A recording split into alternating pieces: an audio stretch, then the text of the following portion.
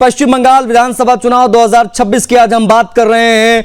आज पहले राउंड की वोटिंग हो रही है और इस बीच एक बड़ी खबर इसी से संबंधित आपको बताएंगे आपको किस प्रकार की वोटिंग वहां पर हो रही है। पश्चिम बंगाल में पहले चरण की वोटिंग इस वक्त जारी है और आपको बता दें कि 4 घंटे हो गए हैं। बंगाल में 16 जिलों की 152 सीटों पर बम्पर वोटिंग दिखाई दे रही है। इन पहले 4 घंटों की अगर हम बात करें तो कई जगहों की खबरें भी सामने आ रही हैं, वो भी हम आपको बताएंगे अलग अलग विधानसभा वार, जिलेवार। लेकिन तमिलनाडु की 234 सीटों की बात भी बहुत आवश्यक है। वहां पर भी एक ही राउंड में वोटिंग आज कराई जा रही है। पश्चिम बंगाल में पहले चरण में 152 सीटें, 16 जिले और आज 11 बजे तक की जो तमिलनाडु के आंकड़े हैं वो 38% गए हैं वोटिंग के, ये हम आपको बता दें। तो ये तमाम चीजें निकलकर सामने आ रही हैं। लेकिन बता आपको ये दें कि जिस प्रकार से वोटिंग का पैटर्न लोगों ने दिखाया है, मतदाताओं ने, उससे पता चलता है कि लोग कितना बढ़ चढ़कर मतदान कर रहे हैं।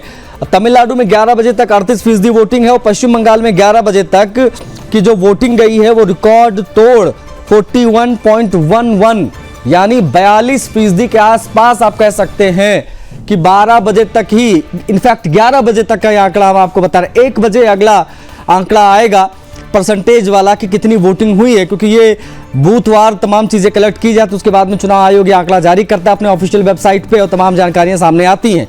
तो ये विधानसभा वार, जिलेवार किस प्रकार की क्या वोटिंग हुई है वो हम आपको बता रहे हैं। 11 बजे तक के ये आंकड़े हैं, ये आपको बता दें हम, जहां पर ये वोटिंग हुई है और 41.11% वोटिंग 11 बजे तक ही हो जाना ये बताने के लिए काफी है कि किस पैमाने पर ये वोटिंग हो रही है और सारे रिकॉर्ड टूट जाएंगे इस बार पश्चिम बंगाल। और इतने बड़े पैमाने पर जब वोटिंग होती है तब इसके क्या मायने होते हैं ये हम आज समझेंगे। राजनीतिक विश्लेषकों को भी हमने बुलाया है इस पर बात करने के लिए और हमारी जो संवाददाता है वो भी हमसे कनेक्ट होंगी ग्राउंड से, उनसे भी हम बात करेंगे। लेकिन तमिलनाडु में 11 बजे तक 38% वोटिंग, लेकिन जिस इलेक्शन पर पूरे देश की निगाहें हैं वो है पश्चिम बंगाल, क्योंकि बीजेपी अपने चुनावी अस्तित्व की लड़ाई लड़ रही है आप कह सकते हैं, क्योंकि यहां से बहुत कुछ तय होगा।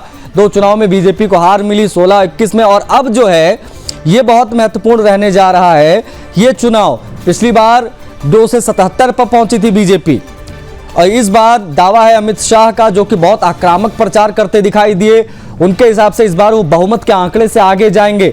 शुभेंदु अधिकारी का दावा 177 प्लस और साथ साथ में टीएमसी कह रही है कि वही होगा जो पहले हुआ था, मतलब टीएमसी रिपीट करेगी। हालांकि इन सबके बीच में जो वोटिंग दिखाई दे रही है, आम जनमानस जितना इंटरेस्ट, जितना रुचि दिखा रहा है इस पूरे चुनाव में पहले राउंड में ही, वो बताने के लिए काफी है।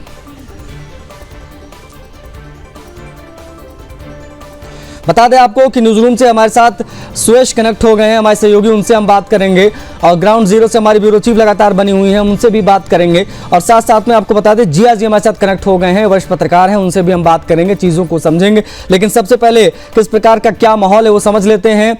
संगीता, 11 बजे तक का आंकड़ा बताने के लिए काफी है कि कितनी बंपर वोटिंग हो रही है और रिकॉर्ड टूटने जा रहे हैं, ऐसा अभी से महसूस होने लगा है।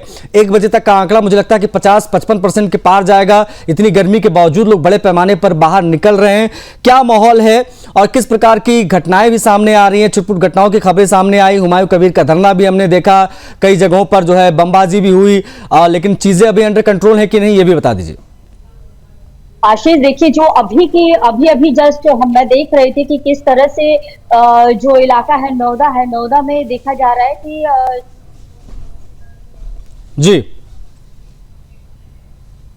जी आशीष, आवाज आ रही है? हाँ, आपकी आवाज आ रही है संगीता, अपनी बात रखिए।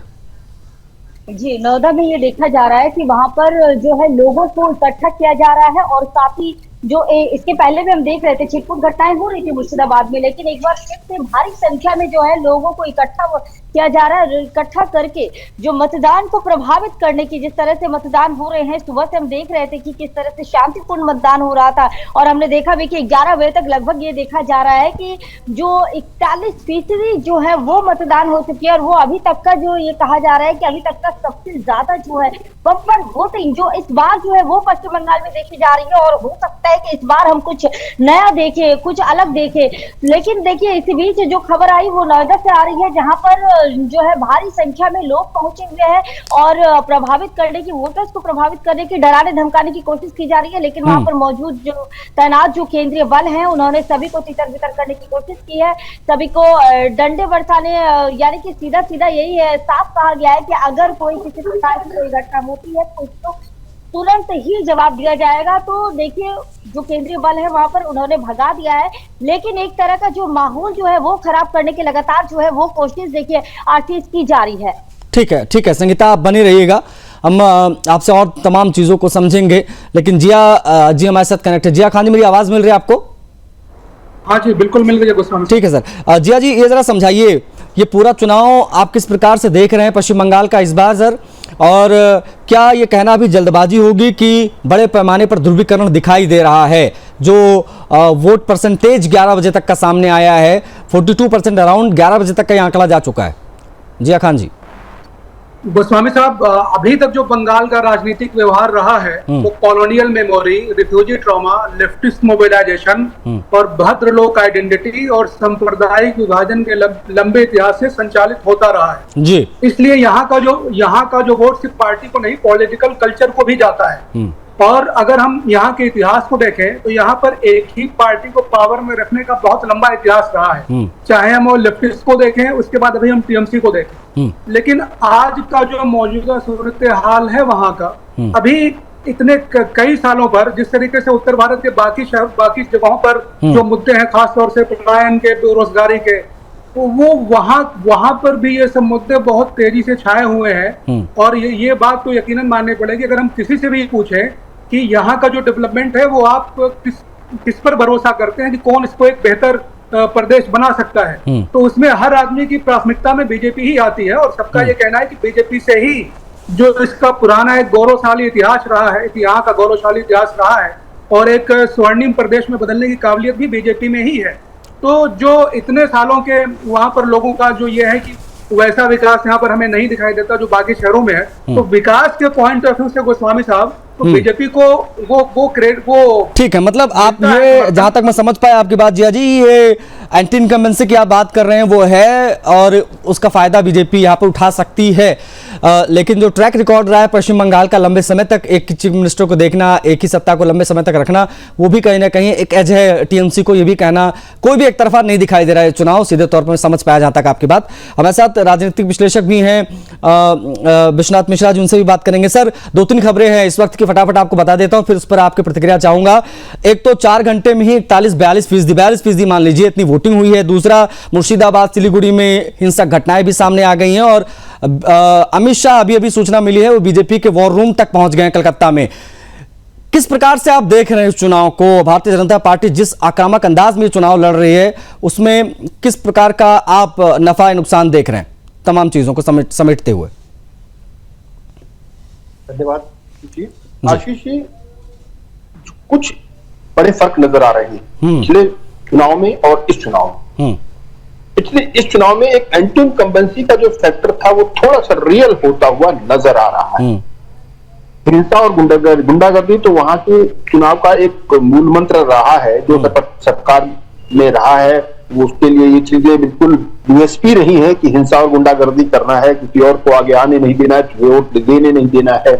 लेकिन 2021 के बाद 10 साल तक जो है लोगों, 2021 में जो है 10 साल के बाद भी लोगों का ममता पे बहुत भरोसा था। लेकिन अब जो है करीब मुझे लगता है एक बहुत बड़ा वर्ग लोगों का आया है जो इस बात को स्वीकार कर रहे हैं कि ममता सरकार जो है खराब और बहुत खराब की श्रेणी में आई।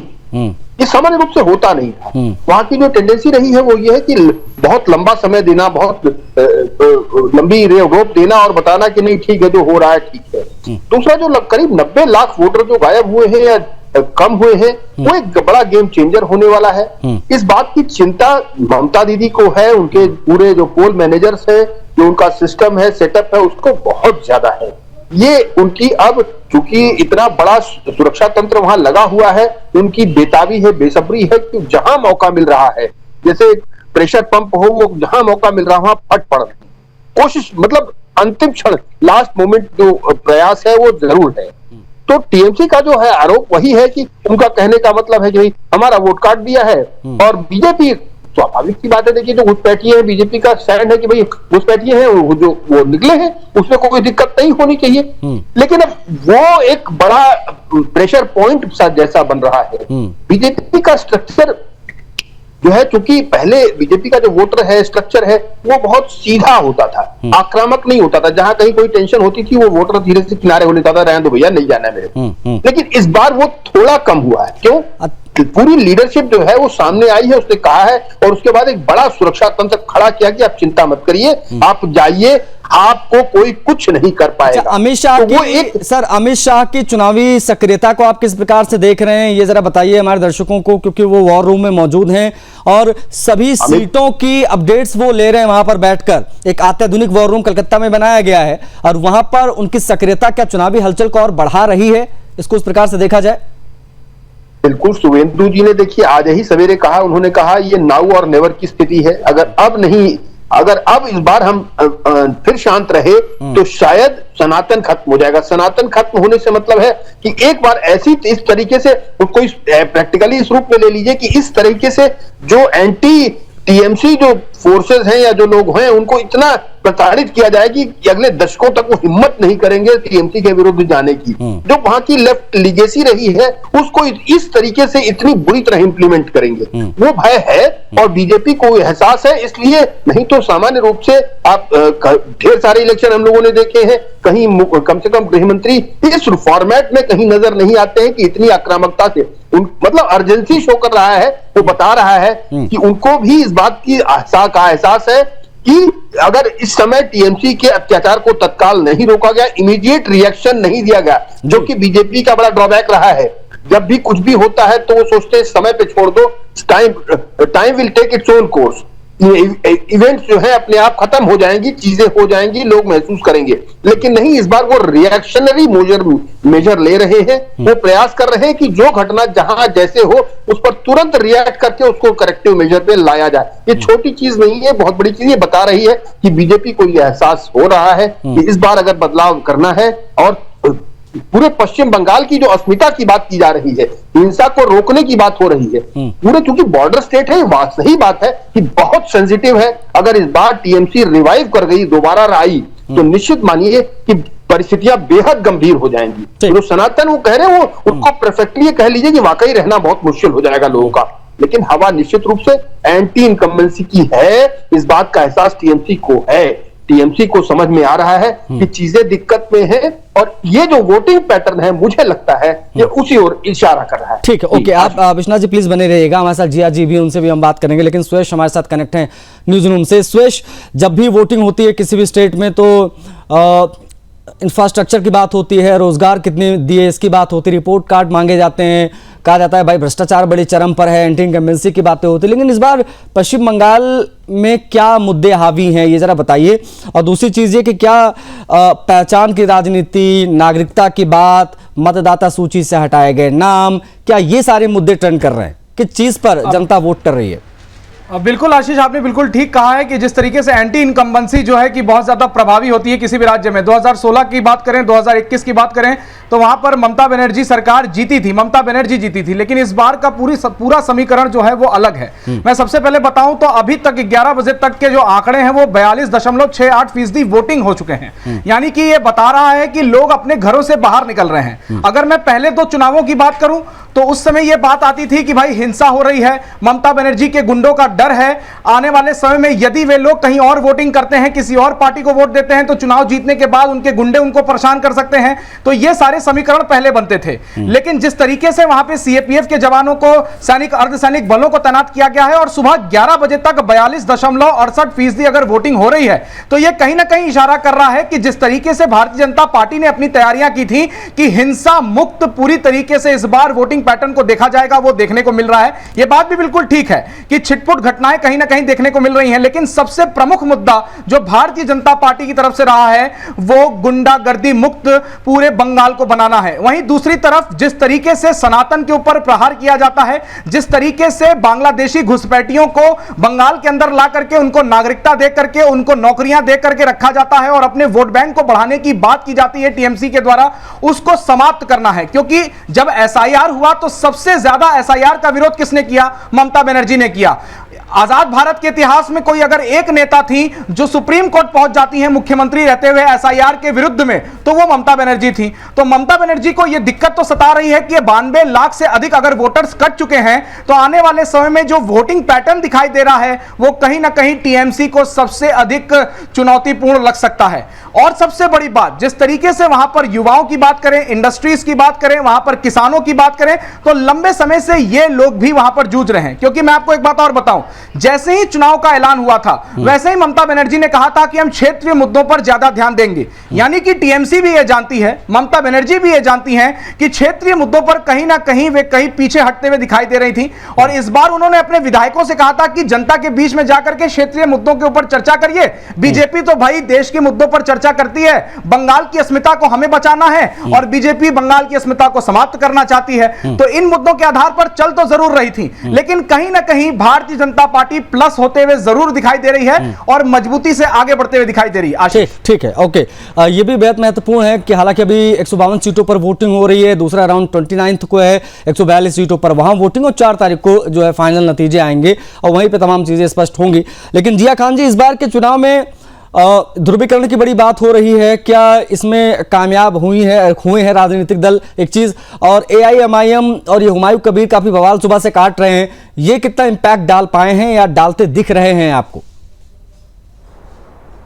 गोस्वामी साहब, आज उन सीटों पर तो चुनाव हो रहा है, मुर्शिदाबाद में और मालदा नॉर्थ और साउथ में।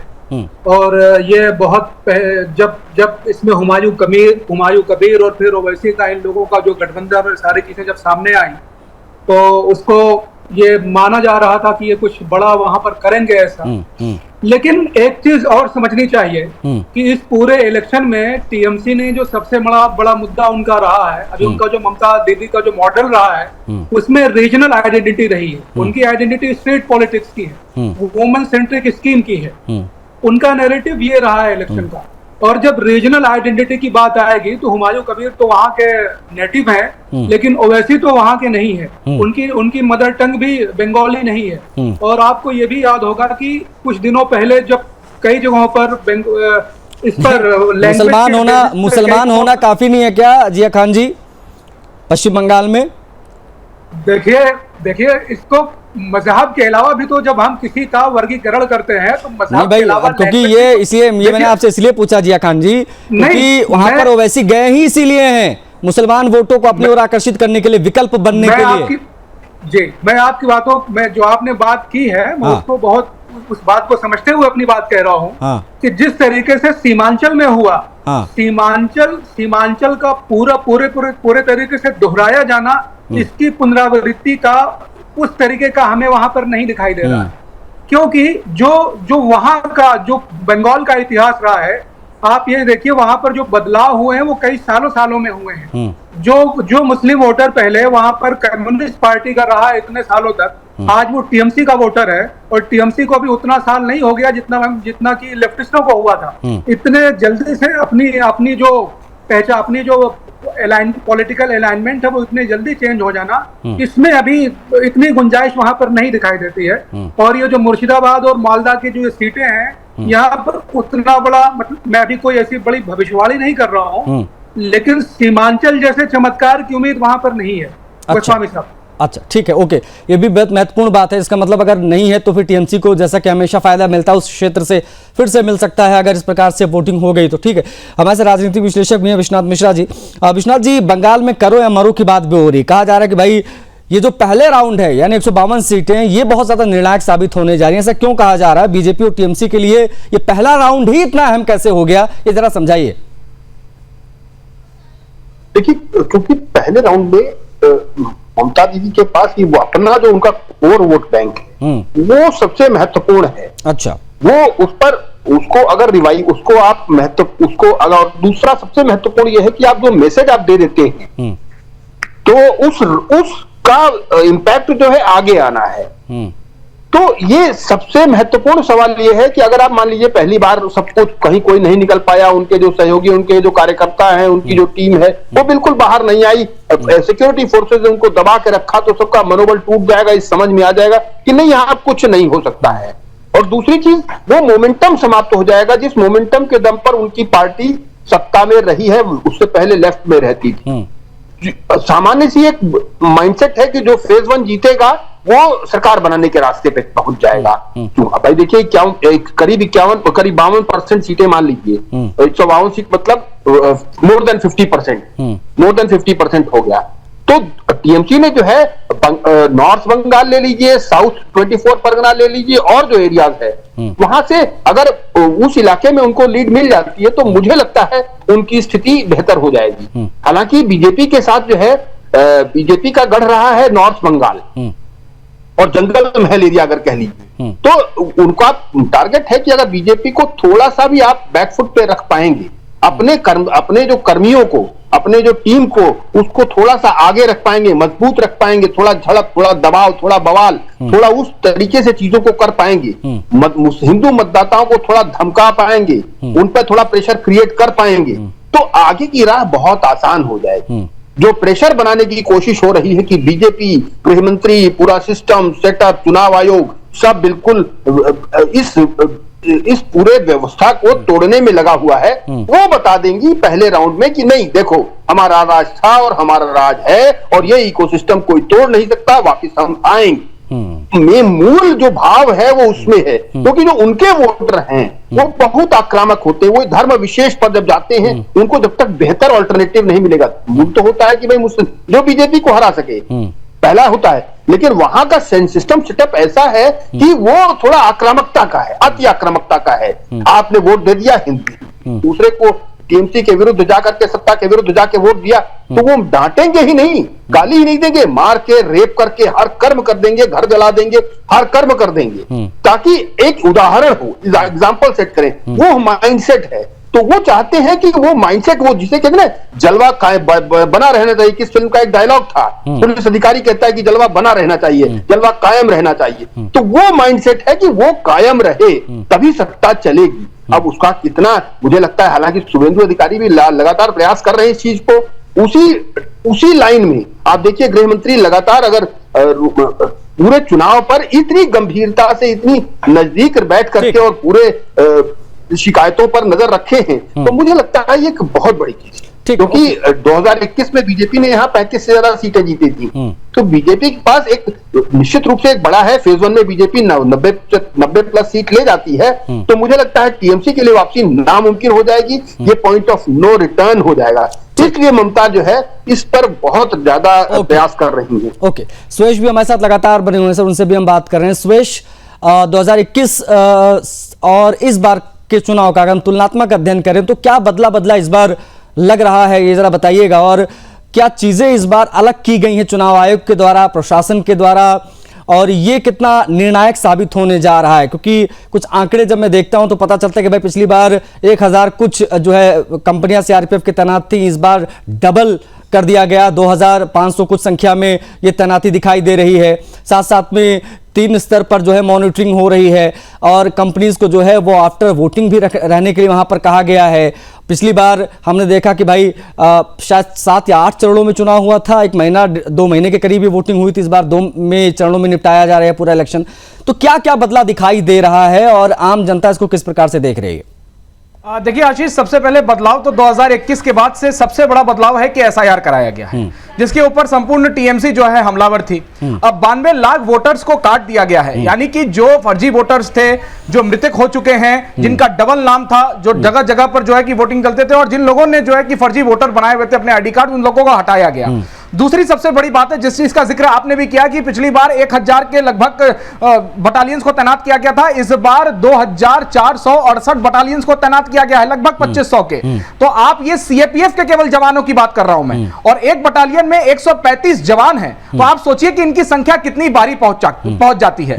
दूसरी बात यह है कि जहां कहीं भी पोलिंग स्टेशंस बनाए गए हैं वहां पर लगातार सीएपीएफ हो, सैनिक अर्धसैनिक बल हो, वे मार्च कर रही हैं। मतलब देखिए कि जिस तरीके से मुर्शिदाबाद में छिटपुट घटनाएं की खबर आई और इन घटनाओं के बीच में इनको तुरंत रोका गया। मतलब चुनाव आयोग ने पैनी नजर बनाई रखी है कि इस बार के चुनाव में कहीं से भी कोई भी गड़बड़ी ना हो पाए, और साथ ही साथ जो गुंडागर्दी का प्रयास किया जाता था, जो घरों से बाहर लोगों को निकलने नहीं दिया जाता था, ये पहले के सीन होते थे।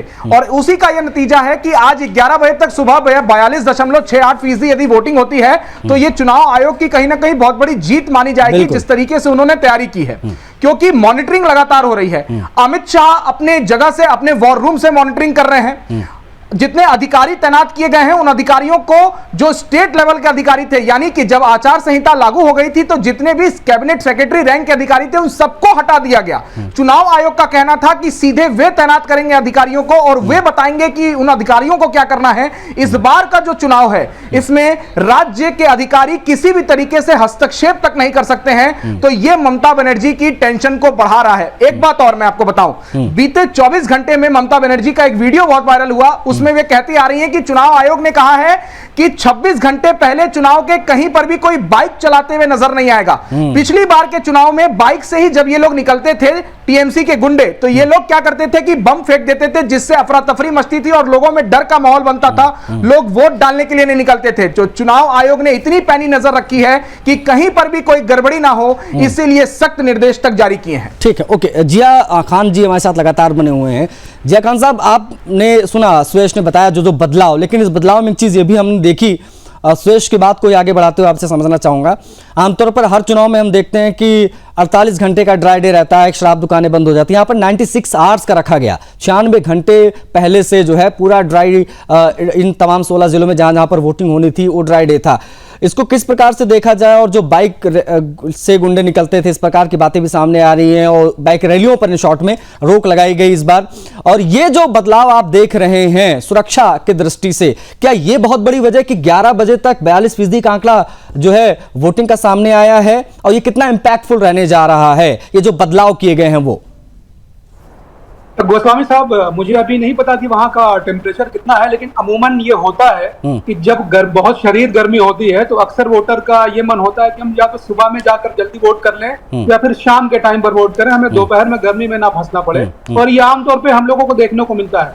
जहां तक बंदोबस्त के हवाले से और सुरक्षा के हवाले से आपने जो बातें कही हैं, अगर भारत में कहीं पर भी ये आरोप लगाया जाता है कि यहाँ पर कोई सत्ता पक्ष कुछ ऐसी गड़बड़ियां पैदा करता है या जो रूलिंग पार्टी है वो किसी को वोट देने के लिए परेशान करती है, तो उसके लिए इलेक्शन कमीशन स्वतंत्र है। वो जैसे भी रूल आवाम की बेहतरी के लिए रूल बनाता है तो वो काबिल तारीफ है, उसकी तारीफ करनी चाहिए। अगर ऐसा कहीं पर भी कुछ हुआ है, जनता को वोट देने में सुविधा दी गई है या वहां पर ऐसी कोई परेशानी हो रही थी जिससे कि परेशानी का सबब किसी को परेशानी देखने को पड़ रही थी, तो ये सारी चीजें काबिल तारीफ है कि भाई डेमोक्रेसी में अगर आपका किसी से कोई इख्तिलाफ है वो अलग बात है, क्योंकि जो वोट दे रहा है आपको या जो आपके खिलाफ जा रहा है वो तो उसका संवैधानिक अधिकार है, आप उसको फोर्सफुली तो नहीं रोक सकते। तो ये तो सारे सारे जो पॉइंट है ये बेहतर है। लेकिन गोस्वामी साहब, मैं कुछ बातें, एक दो बातें और कहना चाहता हूँ। हाँ, जल्दी से मुझे ब्रेक लेना। हाँ। अभी जिन 152 सीटों पर चुनाव हो रहा है वहां पर मौजूदा समय में 59 बीजेपी के पास हैं और 92 सीटें जो रही हैं वो टीएमसी के पास रही हैं। तो यहाँ पर जो पुराने आंकड़े दिखाते हैं इनमें टीएमसी की को यहाँ पर बढ़त आ रही, अब पिछले चुनाव में बढ़त रही है, लेकिन डेवलपमेंट के हवाले से यहाँ इन सभी एरियो में जो सबका अक्सर कहना है कि जो एक बंगाल का कॉन्सेप्ट है सोनार बांग्ला, कि मतलब एक गोल्डन स्टेट, वैसे डेवलपमेंट का अगर कोई कर सकता है तो जनता को ये उम्मीद भी यही है कि वो बीजेपी से ही हो सकता है। और बीजेपी असलियत में इसको जिनका कॉन्सेप्ट है सिंगापुर की, ठीक है। अब वही है ना, अब इस प्रकार के तमाम बातों को, ये तमाम जो एंटी इनकम्बेंसी के फैक्टर्स हैं, इसको कितना इनकैश बीजेपी करा पाती है वो देखने वाली बात होगी। तो बता दें आपको कि जो अपडेट्स इलेक्शन अपडेट्स निकलकर सामने आ रहे हैं, वो हम आप तक पहुंचा रहे हैं। लेकिन सुकांता मजूमदार की बात करेंगे। सुकांता मजूमदार ने वोट डाला, परिवार के साथ वो पहुंचे थे। केंद्रीय मंत्री सुकांता मजूमदार ने जब मतदान किया, वो तस्वीरें भी आपको दिखाएंगे। उन्होंने मीडिया से भी बातचीत की, पत्नी के साथ पैदल चलकर वो मतदान केंद्र पहुंचे। ये तमाम जानकारियां निकलकर सामने आ रही हैं। लेकिन बता आपको ये दें कि भारतीय विद्यापीठ के 48 नंबर बूथ पर इन्होंने वोट डाला है। ये बता दें आपको, लगातार जो तमाम बड़े चेहरे हैं वो दिखाई दे रहे हैं। मतदान करते हुए शुभेंदु अधिकारी को हमने दिखाया था। केंद्रीय मंत्री सुकांता मजूमदार ने जब मतदान किया तो हम आपको बता दें, और वो परिवार के साथ यहाँ पर पहुँचे थे। कुल मिला के यही है कि लगातार खबरें निकलकर सामने आ रही हैं, जो हम आपको एक एक करके तमाम जानकारियाँ दे रहे हैं। लेकिन जिस प्रकार से ये वोटिंग हो रही है वो बहुत दिलचस्प है। 11 बजे तक का आंकड़ा 42% के अराउंड चला गया है। ये बहुत महत्वपूर्ण है। और जो सक्रियता दिखा रहे हैं अमित शाह इस वक्त कलकत्ता में, वो भी बहुत महत्वपूर्ण है। उसके बारे में भी बात करना। और पैनल में हमारे साथ विश्वनाथ मिश्रा जी मौजूद हैं, जिया खान मौजूद हैं, उनसे हम बातचीत करेंगे। विश्वनाथ मिश्रा जी, पिछली बार कई चरणों में चुनाव हुआ था, 2 महीने तक करीब इसमें लग गए थे। इस बार चुनावी कार्यक्रम बहुत छोटा किया गया। इसको किस प्रकार से देखा जाए? और जो गुंडागर्दी पहले हम देखते थे, जो इस बार नहीं हुई, ये कहना मुझे लगता है कि अभी बिल्कुल सही होगा, क्योंकि इस प्रकार से तस्वीरें सामने नहीं आई जो पहले इलेक्शंस में दिखाई देती थी। टीएमसी की गुंडागर्दी, वोटरों को धमकी देना, हिंदू मतदाताओं को टारगेट करना, in between the election, after election, ये तमाम चीजें हम देखते थे। इस बार जो सख्ती की गई है, ये तमाम चीजें नजर नहीं आ रही हैं। ये कितना निर्णायक होने जा रहा है सर? एक चीज ये, और दूसरी चीज ये कि ये चुनाव ऐसा है, लग रहा है कि जैसे पश्चिम बंगाल में, लेकिन असम में भी चुनाव हुआ, पुडुचेरी में भी चुनाव हुआ, केरला में भी चुनाव हुआ, लेकिन जो देश का मीडिया है वो सबसे ज्यादा ध्यान जो है वो कलकत्ता पर, पश्चिम बंगाल पर क्यों रखा हुआ है? वो जरा बताइए हमारे दर्शकों को, क्यों अलग है पश्चिम बंगाल? आशीष जी, देखिए, पश्चिम बंगाल बॉर्डर इलाका है और पश्चिम बंगाल पूरी देश एक पूरी क्षेत्र की कह लीजिए डेमोग्राफी चेंज करने जा रहा है। ऐसा जितना ज्यादा अनाचार अत्याचार पोस्ट इलेक्शन हुआ है बंगाल में, देश के किसी हिस्से में नहीं हुआ। सामान्य रूप से होता क्या है, कोई भी पार्टी जो जीत जाती है वो उसके बाद अपने नॉन वोटर्स के ऊपर अनाचार अत्याचार नहीं करती है कि रेप हो, घर जला दिया जाए, उनको प्रताड़ित किया जाए, और थोड़े दिन नहीं पूरे इलाके को निपटाया जाए। भाई कहीं कोई इंडिविजुअल किसी शत्रुता किसी नेता की है तो थोड़ा बहुत मुकदमे की तो घटनाएं सामने आती हैं, लेकिन जिस तरह का दुर्व्यवहार अत्याचार अनाचार वहां पे दिखा है कहीं नहीं दिखा है। और ये लिगेसी आज की नई नहीं है, ये लेफ्ट के समय से चली आ रही है। ममता दीदी ने उनसे अडॉप्ट की है और पूरी तरह अडॉप्ट कर ली, जिसे कहते हैं ना कि on as it is basis. तो वो उस चीज की समस्या, उस समस्या के निदान के लिए चाहे इलेक्शन कमीशन हो, चाहे केंद्र सरकार हो, गृह मंत्री अमित शाह हो, सब इस बार पूरी तरीके से तैयार थे कि इतनी फोर्स लगाइए आप कि आज लोगों के मन में भय समाप्त हो जाए। जैसे आदमी देखिए, आप कहीं किसने कितना भी खराब स्थान हो, अगर 2 पुलिसकर्मी 2 सुरक्षाकर्मी आर्मी वाले कहीं दिख जाए तो मन में संतोष का भाव आता है। वो संतोष का भाव क्रिएट करने की कोशिश है कि चिंता मत करो। साथ में यह भी बताया पोस्ट इलेक्शन ये टीम्स तब तक रहेंगी जब तक वहां शांति ना हो जाए। यानी भले चुनाव कोई जीते, हम आगे किसी को पोस्ट इलेक्शन वायलेंस में शामिल होने की अनुमति नहीं देंगे, उसको हम बिल्कुल नॉर्मलाइज करके छोड़ेंगे। वो जो भाव भंगिमा होती है उसको सबको समाप्त करेंगे। देखिए फेज 1 बहुत निर्णायक हो रहा है। फेज 1 में देखिए इस बात का प्रयास, ऐसा कहना अभी भी थोड़ा जल्दबाजी होगी कि टीएमसी के जो टीम्स हैं, जो उनका इंफ्रास्ट्रक्चर है, जो उनके लोग हैं,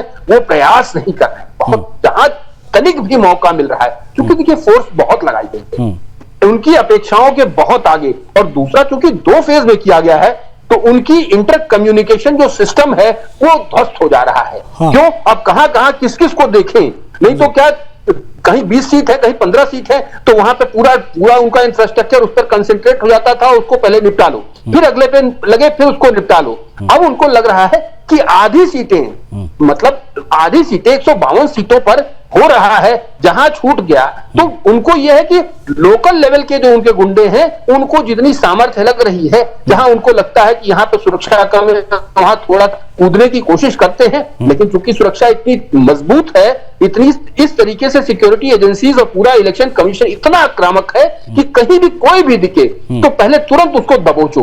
वो फोर्स जो है अब उनमें थोड़ा सा जो बायंस था, फूल जाने की, उबल जाने की जो सामर्थ्य, जो उनकी टेंडेंसी थी वो कम हुई है।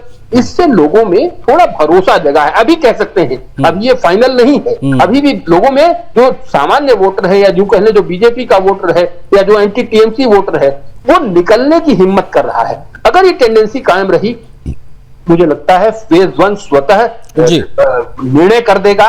निर्णय इसलिए कर देगा क्योंकि वो इलाके हैं जहां पर बीजेपी ने लोकसभा इलेक्शन को याद करिए तो दार्जिलिंग, जलपाईगुड़ी, कूच बिहार, सिलीगुड़ी, इन इलाकों में बीजेपी ने स्वीप किया था 2024 में। तो लोकसभा इलेक्शन उन्होंने स्वीप किया, मतलब उनका अच्छी पकड़ है। तो उनके ही वोटर हैं, उनको केवल आपको सुरक्षा संरक्षण, उनको जरा चिंता मत करो, तुम्हारे साथ कोई अत्याचार नहीं करेगा, तुम खुलकर वोट दो।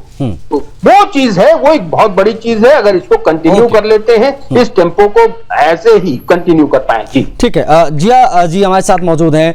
जिया खान साहब, 2021 चलते हैं, जब नतीजे आए तो पता चला कि 10% वोट जो है वो टीएमसी को भारतीय जनता पार्टी से ज्यादा मिले। जहां तक मैं आंकड़ों को याद कर पा रहा हूं, ऐसे कुछ आंकड़े थे, 10% ज्यादा वोट मिले, लेकिन सीटें काफी ज्यादा थी उनकी। बीजेपी 2 से 77 पर पहुंची थी, उसको 177 करने की बातें हो रही हैं। जिया खान जी, इसको कितना देखा जाए एसआईआर के बाद की सिचुएशन को समाहित करते हुए जरा समझाइए हमारे दर्शकों को बतौर एक वरिष्ठ पत्रकार कि 92 या 95 लाख का आंकड़ा बताया जा रहा है कि एसआईआर में हटे हैं। ये पहले ही चरण में जो वोटिंग हो रही है इसका आंकड़ा बताया जा रहा है कि 42,87,000 समथिंग है जो इस बार वोट नहीं डाल रहे हैं पहले चरण में। On an average her Vidhan Sabha seat पर 9,500-10,000 के आसपास का यह आंकड़ा जाता है। ये कितना इंपैक्टफुल है और ये बीजेपी के लिए कितना बेनिफिशियल है, हम 2021 से अगर तुलना करें वोट परसेंटेज की तो? जिया खान जी, देखिए, एसआईआर एक बहुत बड़ा रिफॉर्म हो सकता था, लेकिन इसको बहुत हड़बड़ी में लागू कर दिया गया और बहुत जल्दबाजी में इस पे कंक्लूजन पे पहुंचने की कोशिश की गई। अब इसमें एक पॉइंट ये भी है कि जो लोग जल्दबाजी में जो वोटर बन गए और वो बांग्लादेशी हैं, तो क्या उनको हम दोबारा से वोटर लिस्ट से उनका नाम काट पाएंगे? मेरा एक ये अभी सवाल है, क्या उनको हम काट पाएंगे या नहीं काट पाएंगे, ये इसकी जानकारी मुझे नहीं है। लेकिन जिस तरीके से बहुत जल्दबाजी में इसको लागू कर दिया गया, इसमें बहुत सारे ऐसे लोगों के भी नाम शामिल हो गए। अगर ये और टाइम लेकर और बहुत अच्छे तरीके से करा जाता, क्योंकि ये कैसा, ये इंटरनेशनल बॉर्डर से इस प्रदेश की सीमाएं लगती हैं, तो यहाँ पर एसआईआर को थोड़ा और टाइम देना चाहिए था, जिससे कि हमें और बेहतरीन डाटा वहां से निकल के आता। लेकिन अब तो ये सारी प्रक्रियाएं हो चुकी हैं। और एसआईआर में दूसरी चीज एक हमको गोस्वामी साहब ये भी देखने को मिली है कि बहुत सारे वहां पर जो उत्तर प्रदेश और बिहार के रहने वाले लोग हैं और जो अमूमन जिनका समर्थन थोड़ा सा बीजेपी की तरफ रहता है, उन लोगों के भी बहुत सारे वोट कट गए हैं वहां पर। और आमतौर पे ये वोटर बीजेपी का बहुत बड़ा समर्थक रहा है। मेरा जो मेरा वहां का अनुभव है, खासतौर से मैं वहां के ये हावड़ा, सियालदह, उसके बाद नॉर्थ 24 परगना, साउथ 24 परगना, इन सभी एरियो में मैं इलेक्शन के टाइमिंग पर रहा हूं। तो वहां पर जितने भी आपको पहले शुरुआत में वो समर्थक मिलते थे, उसमें ज्यादातर उत्तर भारतीय नाम वाले लोग ही बहुत बड़ी संख्या में बीजेपी के समर्थक होते थे। लेकिन जब एसआईआर की प्रक्रिया जब वहां पे पूरी हुई, तो इनमें से इन लोगों के भी बहुत सारे नाम कट गए। तो ये प्रक्रिया को बहुत हड़बड़ी में लाया गया और इसमें और टाइम देना चाहिए था, इसको और अच्छे तरीके से इसको करना था। इसमें बहुत सारे लोगों के नाम अभी लिस्ट में आ गए हैं और उस पर दोबारा से इस पर इलेक्शन कमीशन को दोबारा से इस पर सोच विचार करना चाहिए। लेकिन ये दूसरा मुद्दा है। और जहां तक एसआईआर के बाद ये नया इलेक्शन होने जा रहा है, तो उसमें हम ये पूरे तरीके से नहीं कह सकते कि इसमें किसी ए पार्टी के समर्थकों का ही वोटर कटा है या बी पार्टी के समर्थकों का वोटर कटा है। इसमें दोनों लेकिन जिया जी, फ्रस्ट्रेशन से पता चलता है कि किसको ज्यादा नुकसान पहुंचाया है इस एसआईआर ने। ममता बनर्जी बहुत परेशान दिखी, वो तो दिल्ली तक आ गई थी, बहुत हंगामा उन्होंने किया। गोस्वामी साहब, आपका ये कहना जायज है, हाँ। लेकिन चूंकि ममता बनर्जी की जो एक इमेज है वो एक स्ट्रीट फाइटर की इमेज है, हाँ। वो ये दिखाना चाहती थी कि जिस तरीके से भारत के दूसरे शहरों में उतना कोई एग्रेशन किसी दूसरे लीडर ने नहीं दिखाया था, जितना जबरदस्त एग्रेशन टीएमसी के लोगों के जरिए दिखाया गया। और टीएमसी के कार्यकर्ता, टीएमसी के वर्कर्स, और अभी थोड़ी देर पहले आप ही ने कहा था कि सुप्रीम कोर्ट तक चली गई थी। तो इन्होंने हर एक पहलू को अपने कंट्रोल में रखना चाहा है, और इन्होंने ये दिखाने की कोशिश की है कि सरकार का कोई भी रिफॉर्म हो या कोई भी योजना हो, कोई भी कदम हो, ये उस पर सरकार को चुनौती देने में सक्षम है, क्योंकि इनकी इमेज भी एक स्ट्रीट फाइटर की है। तो इन्होंने अपनी उस इमेज को गोस्वामी साहब कैश किया है। लेकिन हम ये पूरे तरीके से इस बात पर अभी, क्योंकि ये एक फैलेसी हो जाएगी कि जंप टू द कंक्लूजन कि हम सिर्फ यही कह दें कि इसमें टीएमसी के समर्थकों का ही वोटर कटा है। अच्छा, एसआईआर की जब एसआईआर की प्रक्रिया पूरी हुई तो उसके डेटा पे विश्लेषण भी कई लोग करने लग गए। कई सारी यूनिवर्सिटीज हैं, कई सारे जो चीजें हैं वो हमने देखा कि इसमें लग गए थे। कई दावे तो बीच में ये भी किए गए थे कि जो 95% वोट कटे हैं एसआईआर में वो सब मुसलमानों के कटे हैं, मुसलमानों के कटे। हाँ, इस प्रकार की कुछ रिपोर्ट्स आई थी। हाँ, देखिए, जब जिसका कोई एम्पिरिकल अनुभव नहीं होता है तो वो लोग पहले से यूज करते हैं और जंप टू द कंक्लूजन आ जाते हैं। अच्छा, यहाँ पर यह भी है कि बहुत सारी चीजों में अगर नाम का मिसमैच है, स्पेलिंग की मिस्टेक है, किसी के साथ हो सकता है, क्योंकि ये बहुत बड़ी प्रक्रिया रही है, कि किसी के भी साथ हो सकता है। लेकिन सिर्फ उन्हीं के नाम को फ्रंट पे लाकर और सबको वो विक्टिम कार्ड प्ले कर देना कि नहीं, अगर इनका कटा है तो सबका कटा होगा। जैसे आज के कुछ साल पहले हम लोग जब अपने छात्र जीवन में थे तो विधानसभा की कार्रवाई में दिखता था कि आज बताइए हमारे यहाँ विधायक निवास में पानी नहीं आया, अगर विधायक निवास का ये हाल है तो बताइए प्रदेश की जनता का क्या हाल होगा। तो ये बचकाना आर्गुमेंट था। ये कुछ ऐसा हो सकता है, कहीं पर कुछ फॉल्स मिस्टेक में कुछ हो सकता है, लेकिन ये किसी को विक्टिमाइज पूरे तरीके से कम्युनिटी पीछे पड़ जाएगा। इलेक्शन कमीशन ये मुमकिन नहीं। ठीक है सुरेश, इस बार के चुनाव में जिस प्रकार से ध्रुवीकरण की कोशिश भारतीय जनता पार्टी ने की, तमाम बातें कही गई कि एक नया देश बना दिया जाएगा। इसके बाद आज के ये बयान है, अगर टीएमसी वापस आ गई तो हिंदू अस्मिता की बातें हुई, बंगाल की संस्कृति की रक्षा की लड़ाई है। इस प्रकार ये जो तमाम बातें हैं या तमाम बड़े बयान दिए गए, ये कितना इम्पैक्ट डाल रहे हैं आम जनमानस के बीच में? क्या इससे संबंधित जानकारियां हैं सुरेश? देखिए, इसको वाइस वर्सा के रूप में देखिए। सुप्रीम कोर्ट ने अभी हाल ही में ही कहा कि जिस तरीके से बंगाल की सरकार काम कर रही है वह लोकतंत्र के ऊपर एक बड़ा धब्बा है। अब आप ये समझिए कि अगर सुप्रीम कोर्ट किसी राज्य सरकार के ऊपर अगर ऐसी टिप्पणी कर रहा है तो ये कहीं ना कहीं बताता है कि राज्य में जिस तरीके से कानून व्यवस्था लागू की जानी चाहिए थी, जिस तरीके से राज्य सरकार को काम करना चाहिए था, वो काम लंबे समय से नहीं हो रहा था। भारतीय जनता पार्टी ध्रुवीकरण की राजनीति कर रही है, यह बात कही जा रही है। तो इस देश में जितनी राजनीतिक पार्टियां हैं वो अपने अपने तरीके से अपने अपने मुद्दों को रखने की कोशिश करती है। जब भारतीय जनता पार्टी आज केंद्र में है तो तृणमूल कांग्रेस ये कहती है कि ये लोग देश बांटना चाहते हैं, भारतीय जनता पार्टी के ऊपर आरोप लगाते हैं। ये कहा जाता है कि बीजेपी संविधान का पालन नहीं करती है, और भारतीय जनता पार्टी उन्हीं मुद्दों को उठा रही है जो मुद्दे साफ तौर पर प्रासंगिक हैं और बंगाल में देखे जा सकते हैं। भाई, बांग्लादेश में जितने भी लोग रह रहे हैं, अगर वो घुसपैठिए बन करके बंगाल में आ रहे हैं और उनको शरणार्थी बना करके, उनको वोटर आईडी कार्ड बांट करके, उनका आधार कार्ड बना करके आप भारत देश में आबादी बढ़ा रहे हैं, और उसके बाद सरकार जिस तरीके से काम उसके ऊपर कर रही है, तो ये कहीं ना कहीं भारतीय जनता पार्टी के लिए चिंताजनक था। तो भारतीय जनता पार्टी ने इसका मुद्दा उठाया। दूसरी सबसे बड़ी बात, जिस तरीके से भारतीय जनता पार्टी की जो केंद्रीय योजनाएं रही हैं, यानी कि केंद्र में बीजेपी की सरकार है, केंद्र जो योजनाएं बनाती हैं वो राज्य सरकार वहां पर लागू नहीं करती है। तो बीजेपी का सीधे तौर पर कहना था कि जिस तरीके से तृणमूल कांग्रेस राजनीति कर रही है वो पूरी तरीके से ध्रुवीकरण की राजनीति है, वो बांट देना चाहती है और अलग देश बना देना चाहती है। ये बात जो उठ रही है, देखिए सनातन की बात आ रही, देखिए आज ही सुबह शुभेंदु अधिकारी ने कहा कि सनातन की जीत होगी, तो इसका मतलब हम ये नहीं कह सकते हैं कि बीजेपी सनातन की पर्यायवाची हो गई है। सनातन की जीत होगी अर्थात कहने का उनका मतलब था कि जिस तरीके से वहां पर दमन किया जा रहा है हिंदुओं का, जिस तरीके से नागरिकों का दमन किया जा रहा है, उस दमन से अब आजादी, अब मुक्ति मिलने का वक्त आ चुका है, और वोटिंग पैटर्न शुरुआती दौर में वही और उसी के तौर पर इशारा कर रहे हैं। नहीं, ठीक है, ओके, ये भी अपने आप में बेहद महत्वपूर्ण हो जाता है। लेकिन इस बीच में एक बड़ी खबर आई है, वो बड़ी खबर हम अपने तमाम दर्शकों को दिखा देते हैं। बड़ी खबर इस वक्त की है कि शुभेंदु अधिकारी के ऊपर हमला हुआ है, ये सूचनाएं मिल रही हैं। दक्षिणी दिनाजपुर की भी जानकारी मिली है, कुमारगंज के बीजेपी उम्मीदवार पर भी हमला हुआ है, ये सूचनाएं मिल रही हैं। बीजेपी उम्मीदवार शुभेंदु अधिकारी से मारपीट की गई है, ये सूचना मिल रही है। बड़ी खबर है, टीएमसी के समर्थकों ने किस प्रकार से वहां पर झड़प की, पुलिस की मौजूदगी में ये सब कुछ हुआ है, ऐसी सूचनाएं मिल रही हैं।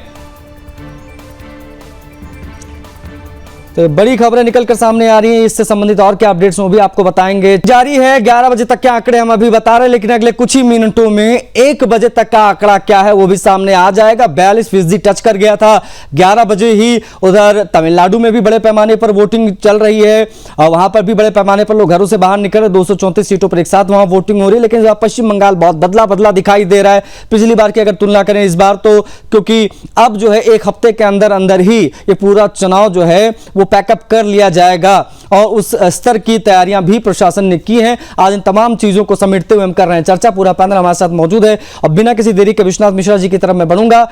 विश्वनाथ मिश्रा जी अब स्क्रीन पर दिख नहीं रहे, लेकिन जिया खान जी से बात कर लेता हूं। जिया खान जी, जब भारत के क्षेत्रीय नेताओं की बात होती है तो मुझे लगता है कि आफ्टर कांग्रेस पार्टी सबसे कोई मजबूत चेहरा दिखता है तो दिखता है ममता बनर्जी का। और उस लिहाज से अगर हम देखें, एक भारतीय जनता पार्टी को कड़ी टक्कर देने वाली नेता, मजबूत प्रतिद्वंदी कहा जाता है इनको, उस हिसाब से अगर देखा जाए तो टीएमसी के लिए ये चुनाव करो या मरो जैसा है क्या? उस चीजों को अगर समेटते हुए देखा जाए तो क्या ये राजनीतिक अस्तित्व की लड़ाई है क्या ममता बनर्जी की? जी जी देखिए, टीएमसी का जो ये वाला जो इलेक्शन है, ये तो उनके लिए करो या मरो की लड़ाई बिल्कुल बन गया है। और अगर इसको हम दूसरे पहलू से देखें तो जहां हमको यह दिखता है कि कांग्रेस जैसी पार्टी और बाकी दूसरे क्षेत्रीय दल इलेक्शन में बिल्कुल सरेंडर जैसी पोजीशन में आ जाते हैं, या उनके पास कुछ ऐसा लगता है कि उनके पास कोई जानकारी नहीं कि चुनाव कैसे फाइट करना है। ऐसे में ममता बनर्जी ने अगर इतना जबरदस्त तरीके से चुनाव लड़ा है और फाइट भी दे रखी है, तो विपक्ष के नेताओं में सबसे बड़ी इमेज तो इनकी ही बनकर आ रही है। और चूंकि ये जिस प्रदेश से आती हैं, वहां पर इन्होंने रीजनल आइडेंटिटी को भी अपने साथ रखा है और वेलफेयर स्कीम्स की वजह से इनके साथ एक जो लोग वेलफेयर स्कीम्स के को पाए हैं, वो भी इनका एक बड़ा वोट बैंक है। और महिलाओं में भी इनकी अच्छी खासी पकड़ मानी जा रही है। तो कुल मिलाकर इन्होंने बीजेपी को तो चैलेंज बहुत बड़े तरीके से दिया है और अभी विपक्ष की सारी पार्टियों में इनका जो चेहरा है वो सबसे मजबूत और एक फाइटर के रूप में देखा जा रहा है। और इसकी वजह, और अगर आप ऐसे भी देखें तो इन्होंने कभी भी कांग्रेस को भी कभी अपने साथ शामिल नहीं किया। इन्होंने ये भी संदेश दिया कि बिना कांग्रेस के ये अकेले सक्षम है और बीजेपी जैसे इतनी बड़ी नेशनल पार्टी को, जो कि जिनका ट्रैक रिकॉर्ड अब इतना मजबूत हो गया है, उनको भी अकेले फाइट देने में सक्षम है। तो इनकी इमेज तो एक फाइटर की है ही, लेकिन ये जो चुनाव है इनको उसमें अपनी अस्मिता बचाने का सवाल तो बन ही गया है। और जिस तरीके से इस बार जो कि उन पर एक आरोप लगता था, और इन पर ही आरोप नहीं, इनके पहले में वेस्ट बंगाल की जो पार्टियां थी उन पर भी आरोप लगा है कि चुनाव में हिंसा का सहारा लेकर और इलेक्शन को अपने फेवर में किया जाता रहा है।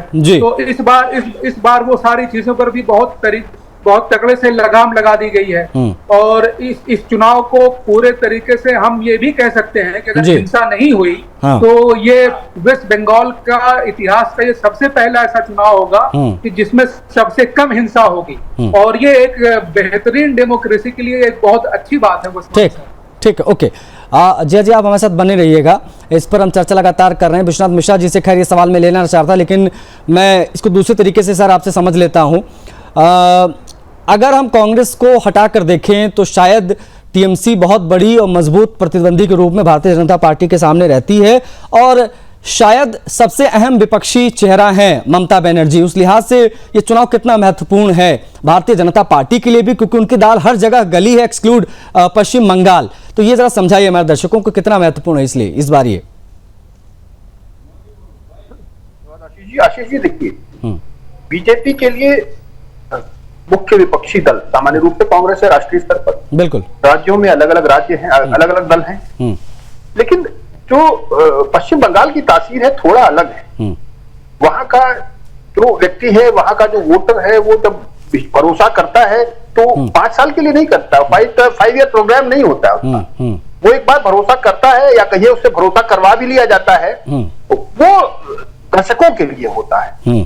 तो चूंकि मायावती ने दीदी ने चूंकि वही प्रक्रिया, पूरा सिस्टम सेटअप साइकोलॉजी सब कुछ उठा लिया है लेफ्ट, जो लेफ्ट ने 3 दशक से ज्यादा चलाया।